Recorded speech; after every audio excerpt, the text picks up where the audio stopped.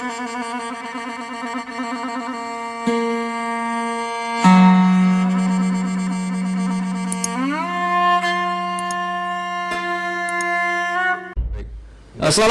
warahmatullahi wabarakatuh. Kita balik lagi di Kung Jono Misteri dengan dua adiknya dan Kung Jon. Kung Jon kayaknya mic lu kayaknya jangan begini. Agak kejauhan ya. Kan vokalnya kan kita ada di sini Kung Jon. Nah, ya kan suara lu jadi bulat gitu kan kayak penyiar radio. Iya. Di Kung Jono Podcast Misteri hari ini kita sudah kehadiran salah satu pakar. Ini pakarnya nih. Ini ahlinya ya. Masih belajar. Kalau ngelihat dandanannya ya Dit ya. Sama apa yang dibawa kayaknya. Oke. Nakutin kayaknya. Bukan nakutin sih, kayak lebih berwibawa. Oke. Ya, kali ini kita sudah kehadiran Eyang Prabu Haji Surya. Assalamualaikum, Eyang. Waalaikumsalam. Wah, kita panggilnya Eyang. Ini itu nama di jejak misteri Nusantara aja. Oke. Pakai pukul meja nggak nih, Eyang? Itu yang subur. Beda. Jadi kita panggilnya apa nih? Hah? Manggilnya AA aja kali ya. AA ya. Oke, aja ya. Iya, Eyang. Bukan orang Sunda. Orang tuh Siti Sunda, A. Kelan? Ti Sunda. Di Sunda bukan di Bogor. Nah, nyambung. Oke, jadi Eyang Prabu Haji Surya ini atau yang kita sebut AA ini dari Jejak Misteri Nusantara. Betul. Nah ya, itu A bisa jelasin dulu nih ke sahabat Kung Jono, sebenarnya itu apa sih A? Jadi sebenarnya sih karena memang kita juga aktif di media, terus ada satu paguyuban dan padepokan banyak dari sedulur-sedulur yang mana sedulur di sini masih ada satu terah lah gitu ya, terah yang di belakangnya kebetulan kita memang dari terahnya Pajajaran, jadi lebih cenderung coba ngupas tentang sejarah gitu, sejarah tentang kerajaan-kerajaan yang identik ada di Nusantara seperti ini yang mana banyak yang belum terbuka yang kebenaran-kebenarannya itu. Jadi akhirnya cenderung anak-anak Nusantara ini juga lupa dengan Purwadaksi. Yang dibilang Purwadaksi itu lupa sama asal-usulnya. Akhirnya tidak ada penghargaan terhadap leluhurnya. Yang mana kalau dibilang bangsa yang besar ini kan harus ingat dengan sejarah dan pahlawannya. Nah, karena memang ini menyangkut ke masalah spiritual gitu ya, akhirnya kita buatlah satu konten tadinya ini, dan secara legal standing sudah kita buat juga. Yang tujuannya ngupas-ngupas itu aja, ngupas sejarah, ada edukasinya, dan memang ada juga yang mungkin kita kerjasama dengan institusi yang terkait gitu.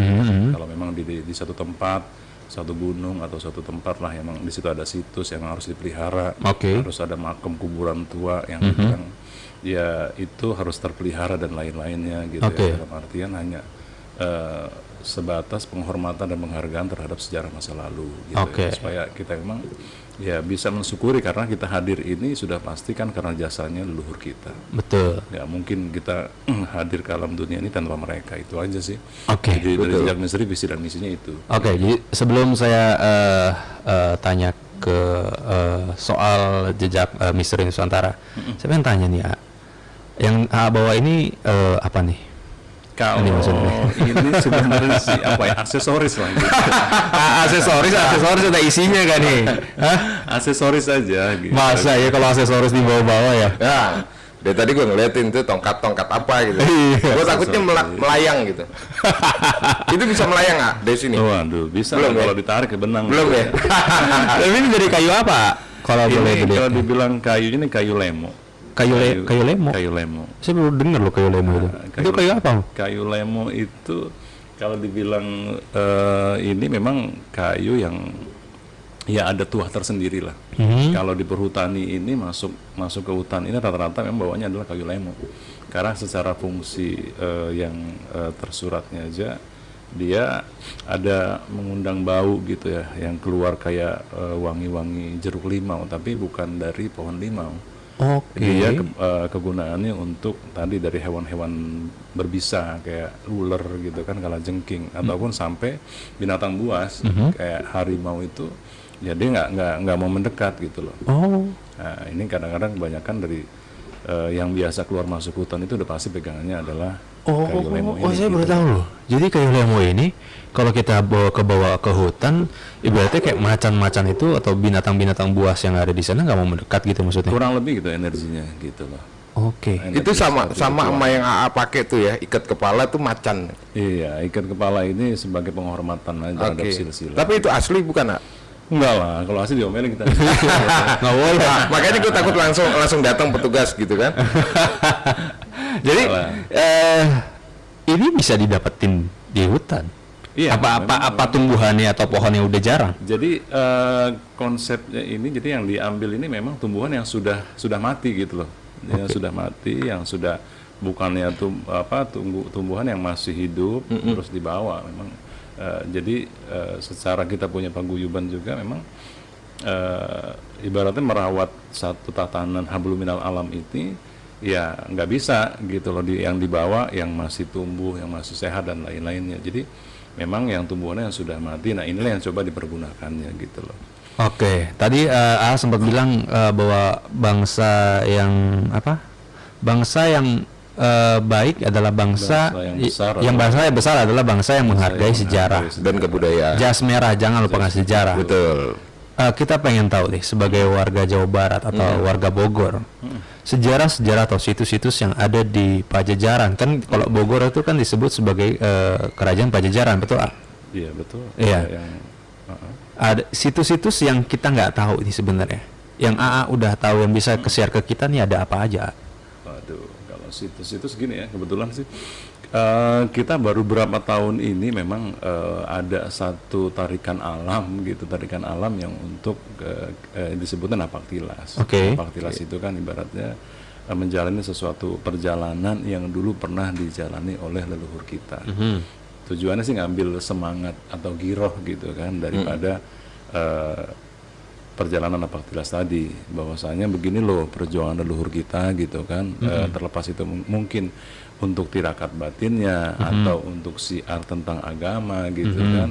Jadi buat generasi-generasi yang muda yang sekarang ini jangan gampang menyerah gitu ketika memang ada satu tantangan yang begini yang begitu, gampang desperate gitu kan, gampang putus asa gitu loh. Ketika berkaca dengan masa lalu yang mereka maksudnya kemana-mana ya dengan ya sudah jalan kaki dan lain-lain gitu ya. Berapa radius mil, berapa jauh kilometer gitu ya. Tapi mereka tidak gampang menyerah gitu dalam hal menjalani mungkin tirakat batinnya ataupun menjalani siar dakwahnya gitu. Nah, yang sekarang ini kita sudah difasilitasi luar biasa di zaman modern ini, semua serba mudah, serba gampang gitu kan. Mau kemana-mana ada kendaraan roda 4, roda 2 minimal kan gitu. Nah, giroh itu aja sih yang kemarin kita napak tilas akhirnya sampai kita juga untuk mengenali yang semakin dalam siapa sih kita sebenarnya dan siapa leluhur kita, itu aja yang kemarin kita akhirnya napak tilas gitu. Karena tarikan alam di satu titik pasti kalau memang dia anak-anak yang punya keistimewaan atau yang terpilih, tarikan alamnya akan berbeda gitu loh. Seperti kebanyakan orang umumnya gitu loh, yang dia memang tidak terlalu tertarik dengan dunia hal yang misteri dan tidak tertarik dengan hal yang mistik gitu disebutnya gitu kan, atau sampai masuk ke alam goib yang luar biasa gitu. Itu nggak akan punya kekuatan juga untuk ke sana, karena memang untuk ke sana itu memang punya kekuatan tersendiri yang disebutnya kekuatan kebatinan yang luar biasa gitu. Jadi anak-anak pilihan gitu ya yang bisa. Kurang lebih sih begitu. Nggak semua manusia lah mungkin ya. Enggak ya, pengen saya petik nih. Kalau kita kan kalau pengen tahu sejarah kita datang ke museum. Betul. Berarti kalau AA sendiri dengan jejak misteri Nusantara ini mencari sejarah-sejarah melalui dunia gaib. Ya, jadi analisa kita sih semua ya, baik itu secara referensi yang ada gitu kan, dari buku-buku yang tersurat gitu ya, dan kita kolaborasi gitu loh, kolaborasi dengan banyak narasumber yang kita datengin, dan olah rasa kita sendiri, gitu, olah rasa kita sendiri, bahwasanya ini bener nggak sih gitu kan cerita ini, gitu kan. Nah dari situ biasanya ada informasi juga yang bisa kita dapetin, gitu loh. Setelah kita dapetin informasi-informasi itu dari kita kolaborasi dengan di alam dunia astral gitu kan. ya kita nggak langsung telan mentah-mentah juga gitu. Terus kita coba diskusi lagi lah sama para sepuh dan lain-lain gitu. Oke. Nah akhirnya yang para sepuh yang benar-benar sepuh gitu, sepuh secara johir dan sepuh juga secara kebatinannya. Karena banyak juga yang ngaku sepuh, johirnya sepuh gitu kan, dan danannya kesepuhan gitu loh. Tapi ternyata pemahaman dan keilmuannya kanoman gitu loh. Itu yang kita alami. Banyak kayak gitu, banyak sekarang. Ya. Gue juga ngeliat sih di jalanan banyak yang kayak Ya, gitu. itu dia. Gue bilang Kung, gue tadinya mau pakai aksesoris kesepuhan kan, gitu kan, yang beda konsepnya. Cuma begitu gue coba istiqoroh gitu, kan, kayaknya belum pas nih masuk ke situ. Gitu. Cukup dimasuknya di inilah lebih ke yang naturali aja lah. Gitu. Baik. Perjalanan dengan jejak misteri Nusantara. Ini udah cukup panjang banget kan pasti kan, Kak? Iya. Berapa lama?